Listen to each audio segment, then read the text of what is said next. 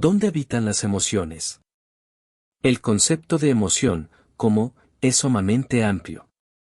Todo depende, entre otras cosas, del punto de vista con que encaremos la problemática y también del continuo aporte y desarrollo que la ciencia moderna agrega en este campo de investigación. El tema de las emociones es muy importante para todos nosotros. Y esto, claro está, se debe a que convivimos con nuestras emociones durante toda la vida. Nos alcanzan en primera persona. Constantemente vivenciamos emociones, sentimientos y sensaciones corporales que integramos de manera casi natural, pues las vivenciamos desde que tenemos conciencia, y así será hasta el final de nuestros días.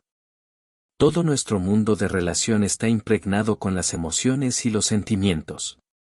Nuestras motivaciones, nuestros deseos, nuestras inclinaciones, nuestros proyectos, nuestras elecciones, nuestros placeres, nuestros sufrimientos y todos los momentos felices o desdichados que vivimos, que nos hayan sucedido, se encuentran coloreados por emociones. Es más, todo aquello que recordamos con facilidad como parte de nuestra historia de vida es posible porque indudablemente ha sido marcado a fuego con algún componente emocional.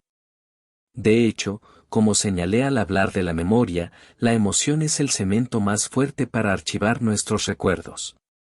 Cualquier experiencia que vivamos se recordará según la intensidad de la carga emocional que la acompañe. Lo que vivimos emocionalmente nos queda grabado para siempre. No somos seres racionales, somos seres emocionales que razonan. Resulta clásico señalar que el mundo emocional se encuentra íntimamente relacionado con lo que alguna vez se conoció como cerebro límbico. El inicio de la historia se remonta a 1878, cuando el médico y anatomista francés Paul Broca describió lo que él denominó lóbulo límbico. Broca, como anatomista, sabía que el cerebro estaba dividido en dos hemisferios, derecho e izquierdo. A su vez, que cada hemisferio está dividido en partes que se denominan lóbulos. Se contabilizan así en cada hemisferio el lóbulo frontal, el lóbulo temporal, el lóbulo parietal y el lóbulo occipital. Sin embargo, al observar cada hemisferio cerebral desde su parte interna, Broca advierte lo que interpretó como un quinto lóbulo separado del resto por un límite o limbo. Limbo significa en latín, límite o borde. Y es precisamente este límite o borde el que separa esta estructura anatómica señalada por Broca junto con las anteriores. Acorde las investigaciones fueron avanzando, científicos como J. Ames Papez, en 1937, y Paul MacLean, en 1952, entre muchos otros, fueron delineando el concepto de que las estructuras anatómicas cerebrales contenidas en este cerebro límbico descrito por Broca eran las responsables de las vivencias emocionales. Algo así como la casa de las emociones. Efectivamente, creyeron por entonces que esas áreas eran responsables de las emociones y los sentimientos. Resulta que este lóbulo límbico constituyó el llamado cerebro límbico o sistema límbico al que se le acreditó las facultades de vivenciar emociones. Entre otras cosas, eso se suponía porque estas estructuras anatómicas se encontraban en la base del cerebro y, en consecuencia, correspondían a estructuras anatómicas muy antiguas compartidas con otros animales, los mamíferos menos evolucionados que nosotros e incluso con los reptiles. El criterio intuitivo y algunas evidencias experimentales señalaron entonces que, de algún modo, estas estructuras antiguas daban origen a las emociones de las cuales somos portadores desde el nacimiento de nuestra especie hasta que finalmente, como producto de la evolución, aparece la corteza cerebral humana y, particularmente, los lóbulos frontales que determinan la función del razonamiento. Así, evolutivamente, a nuestro pasado emocional compartido con reptiles y otros mamíferos, se suma la novedad racional que nos caracteriza y nos separa de los animales, tal cual se tratase de funciones enteramente diferentes. En rigor, esta separación no puede sostenerse hoy en día.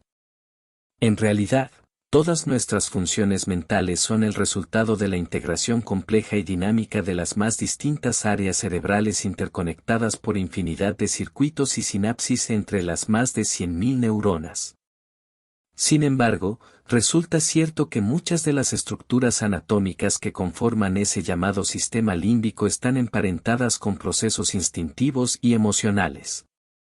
Las funciones que se encuentran relacionadas con estas áreas anatómicas son numerosas, entre ellas, las del mantenimiento y equilibrio de las funciones orgánicas básicas, como aquellas que nos permiten la supervivencia. Así, de las estructuras límbicas podemos citar el mantenimiento de la temperatura corporal, de la presión arterial, de los niveles de glucosa, de las concentraciones de sodio en la sangre, de los distintos niveles hormonales, de la transpiración, de la frecuencia cardíaca, la frecuencia respiratoria, de los estímulos del apetito y la saciedad, de las respuestas sexuales, de los ritmos relacionados con el sueño y la vigilia, y con las reacciones del sistema del estrés, entre otras tantas. Entre las funciones más cercanas al mundo emocional, podemos citar el comportamiento maternal, el apego, las reacciones de temor y miedo, como así también las funciones relacionadas con el almacenamiento y recuperación de los recuerdos. Efectivamente, nuestro sistema de memoria se encuentra también emparentado con estructuras de aquel sistema límbico. Lo que quiero decir es que este sistema se encuentra integrado a la totalidad del cerebro por distintas vías de conexión, pero en su seno se encuentran ciertas estructuras particularmente relacionadas con las funciones descriptas para el mantenimiento de las funciones vitales básicas. No quisiera ahondar mucho más en detalles, solo mencionar algunas áreas y estructuras anatómicas bien diferenciadas, comprometidas con las funciones descriptas. Entre ellas, se encuentra el giro cingulado, la circunvolución del parahipocampo, el hipocampo, las amígdalas cerebrales, el hipotálamo, el área septal, la corteza insular, el área tegmental ventral, el núcleo accumbens, etc. Bueno, dejemos de lado los nombres raros. Simplemente menciono estas áreas con el objeto de hacer saber que cada una de ellas tienen funciones que les son más o menos propias y que los avances científicos definen sus funciones cada vez más, entre ellas, las relacionadas con las emociones. Es oportuno señalar aquí algo de gran importancia y que resulta esencial en la comprensión de los mecanismos que explican las emociones, como así también el fenómeno de la conciencia humana. Y me refiero a lo siguiente: para percibir una emoción requerimos no solo de las estructuras señaladas, sino de la totalidad del cerebro y del cuerpo. Efectivamente, no hay emociones sin cuerpo.